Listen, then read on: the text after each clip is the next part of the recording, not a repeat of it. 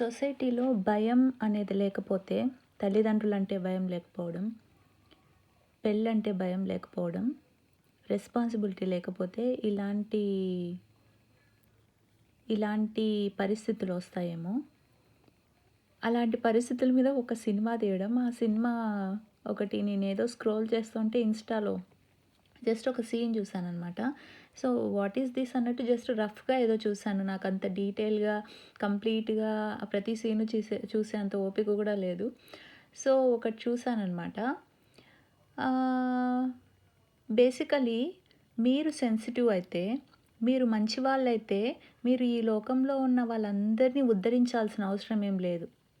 Okay. ఒక భార్య, భర్త ఉన్నప్పుడు they both love each other. Yes, they will stay together like that. అంతే. మళ్ళీ ఇంకో వ్యక్తి వాళ్ళ మధ్యలోకొస్తే ఈ 'లవ్ యూ టూ' అనేదో ఒక షార్ట్ ఫిల్మో ఏదో చూడడం జరిగింది. ఎంత చండాలంగా, దరిద్రంగా ఉందంటే అంత చండాలంగా ఉంది. నాకు కంప్లీట్‌గా ఫుల్ లెంత్ చూసే అంత ఓపిక కూడా లేకపోయింది. ఏదో కట్ కాపీ ఫార్వర్డ్ చేసుకుంటూ చూసాననమాట. ఇలాంటి మూవీస్ ఎందుకు తీస్తారో అర్థం కాదు. సో, ఆ మూవీ గురించి నాకు పెద్ద అంటే మూవీస్ అంటే డిఫరెంట్ కాన్సెప్ట్ గురించి తీస్తుంటారు. నాకు దాని మీద ఏమీ రిగ్రెట్స్ లేవు. బట్ రియల్ లైఫ్‌లో కూడా ఇలాంటివి ఒకవేళ అంటే ఇప్పుడు ఈ డైవర్స్ కేసెస్ ఇవన్నీ ఎక్కువ అవుతున్నాయి కాబట్టి జస్ట్ వాటి గురించి ఒక మాట మాట్లాడదామని చెప్తున్నాను. సో, బేసికలీ మనం సెన్సిటివ్ అయితే లోకంలో ఇప్పుడు మీరు మంచి వాళ్ళని ప్రూవ్ చేసుకోనవసరం లేదు. యూ నో మీ లైఫ్‌లోకి భార్యాభర్తల మధ్యలోకి ఒకరెవరైనా ఒక అమ్మాయో, ఒక అబ్బాయో ఎంటర్ అయినప్పుడు ఆ వ్యక్తిని మీరేం ఉద్ధరించాల్సిన అవసరం లేదు. ఓకే. ఆ వ్యక్తి అంత స్ట్రాంగ్‌గా మాట్లాడుతున్నప్పుడు, ఆ థర్డ్ పర్సన్ ఎవరైతే ఆ సినిమాలో ఒక క్యారెక్టర్ ఉందో 'సుష్మా' అని, ఆమె అంత ధైర్యంగా స్ట్రాంగ్‌గా, ఇండిపెండెంట్‌గా మాట్లాడుతున్నప్పుడు she can lead her life independently. She doesn't need help from other man. ఒక హస్బెండ్ హెల్ప్ ఆమెకు అవసరం లేదు. ఆమె అంత ఇండిపెండెంట్‌గా, అంత ఇదిగా ఉన్నప్పుడు నువ్వేం ఉద్ధరించాల్సిన అవసరం లేదు. యూనో ఏదో ఉద్ధరించే నెపంతో భార్య మీద ఉన్న ఫ్రస్ట్రేషన్‌తో అంటే నీ వీక్‌నెసెస్‌ని ఆ అమ్మాయిని యుటిలైజ్ చేసుకోవడం, నీ వీక్‌నెసెస్‌కి. అండ్ ఆ అమ్మాయి కూడా అడ్వాంటేజ్ తీసుకోవడం. ఏది మంచితనం అనే ఒక నెపంతో అడ్వాంటేజ్ తీసుకోవడం. ఓకే. లోకంలో మంచి వాళ్ళు చాలామంది ఉంటారు. మీరు మంచి వాళ్ళని నిరూపించుకోవాల్సిన అవసరం లేదు. నో మీరు మంచి వాళ్ళని నిరూపించుకోని అవసరం లేదు. But we need to make sure that other person మన వల్ల సఫర్ అవ్వకోకుండా మనం చూసుకోవాలన్నమాట. అది మెయిన్‌గా తప్పో ఒప్పో ఒకరిని ప్రేమించి ఒకరిని పెళ్లి చేసుకున్నప్పుడు ఒకవేళ డివోర్స్ అయ్యి ఎవరి దారి వాళ్ళు చూసుకుంటే that's a different story.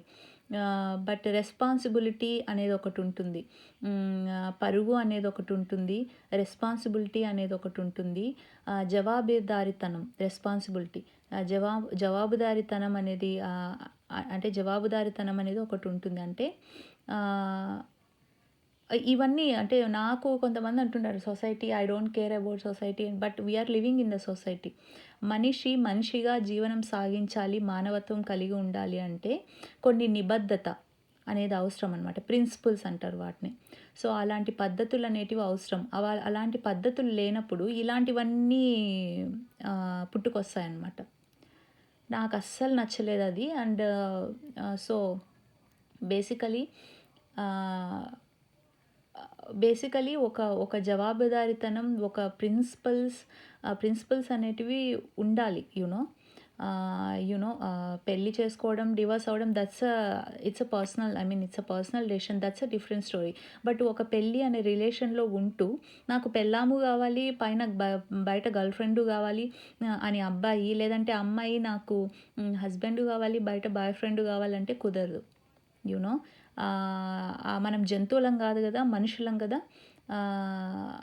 And మళ్ళీ మంచితనం అనే ముసుగులో ఆమెకేదో హెల్త్ బాగాలేదు, లేదంటే ఆమెకు క్యాన్సర్ పేషెంటు, లేకపోతే ఇంకో పేషెంటు, నువ్వేం ఉద్ధరించాల్సిన అవసరం లేదు. ఆమె ఇండిపెండెంట్గా ఉన్నప్పుడు ఇండిపెండెంట్గా ఉంటుంది. ఒకవేళ వాళ్ళ పేరెంట్స్ ఉంటే పేరెంట్స్ చూసుకుంటారు, or she can lead her life. ఆమె ఏదో చనిపోతుంది, ఇంకోరెవరో చనిపోతుంది అని చెప్పేసి ఉన్న రిలేషన్‌ని డిస్టర్బ్ చేసుకొని, లేకపోతే ఇక్కడ బావుంటే ఇక్కడ ఉండడం, ఇక్కడ అర్థం చేసుకోలేకపోతే అటు సైడ్ ఉండడం. మళ్ళీ ఈమె గూడా ఆ సినిమాలో ఆ క్యారెక్టర్ రోల్, ఈమె కూడా వైఫ్ క్యారెక్టర్ ఉన్న రోల్ కూడా, ఈమె కూడా నేను కూడా దాన్ని అర్థం చేసుకోవడం అనరు, దిగజారిపోవడం అంటారు. You know. సో, ఇలాంటివి ఇలాంటివన్నీ ఎంకరేజ్ చేయకూడదు అసలు. ఒక వ్యవస్థ ఉన్నప్పుడు ఒక సిస్టమ్ అనేది, ఆ సిస్టంలో రన్ అవ్వాలి మనము. కొంచెం పద్ధతిగా ఉండాలి. భార్యాభర్తలకు సరిపోకుండా గొడవ పడతా ఉంటే విడిపోయి హ్యాపీగా ఉండొచ్చు. అంతేగాని ఉంటూ వేరే వాళ్ళతో ఉండడం, ఇక్కడ బావుంటే ఇక్కడ తినడం, అక్కడ బావుంటే అక్కడ తినడం అనేది నాకైతే అంత నచ్చలేదు. సో, అది చూసినాక నాకు విరక్తి కలిగింది. వాట్ ఈస్ గోయింగ్ ఆన్ అన్నట్టు అనిపించింది. మళ్ళీ దానికి ఒక మెచ్యూరిటీ అనే ముసుగులో, దానికి మళ్ళీ పేరేంటంటే అర్థం చేసుకోవడం అనే ఒక ముసుగులో మెచ్యూర్డ్‌గా ఉండడం అంటారు దాన్ని. అంటే దాన్ని మెచ్యూర్డ్‌గా ఉండడం అని అనరు. యానిమల్స్‌గా బతకడం అంటారు. సో, మనం యానిమల్స్ కాదు కదా! మనుషులుగా బతకాలి. సో, అది చూసాక నాకు రియల్ సొసైటీలో కూడా ఇలాంటివి ఏమైనా జరుగుతున్నాయా? మేబీ జరుగుతుండొచ్చు 1, 2. సో, దయచేసి అలాంటివి చేయకండి. సో, అది it's just my opinion. Okay then. Thank you.